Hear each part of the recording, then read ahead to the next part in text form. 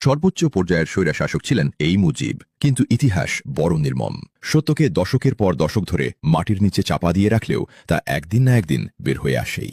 শেখ হাসিনার রাজত্বকে আপনারা যারা দেখেছেন তারা তো দেখেছেন, শেখ মুজিবের রাজত্ব আমরা দেখেছি। ভয়াবহতায় এখনকার চেয়ে তখনকার পরিস্থিতি আরো অনেক খারাপ ছিল। এই যে আমাদের আয়নাগরের কথা বলছেন, তার চেয়ে অনেক বেশি, হাজার দশেক তরুণ কর্মীকে তারা চামড়ার খাল তুলে হত্যা করেছে। আপনি কি জানেন, স্বাধীনতার মাত্র 3.5 বছরের মাথায় এদেশে 15 লাখ মানুষ না খেয়ে মারা গিয়েছিল?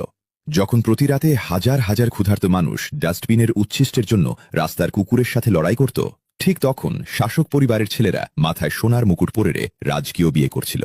এই সত্য আপনার মেরুদণ্ড কাঁপিয়ে দেবে। 1974 সাল।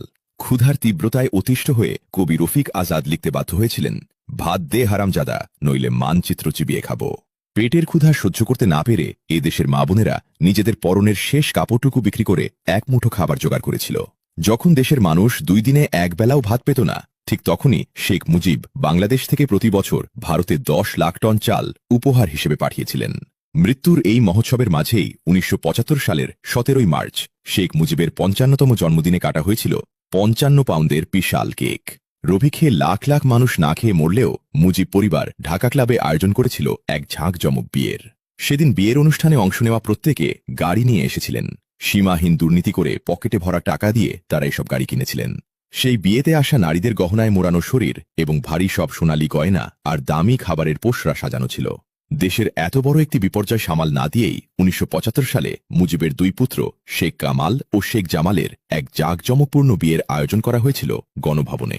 সেই বিয়ের আয়োজনও নানা ধরনের বিলাসবহুল করতে দেখা যায় সেই পরিবারকে। আপনার মনে প্রশ্ন জাগতে পারে, দেশের মানুষ কি এর প্রতিবাদ করেনি?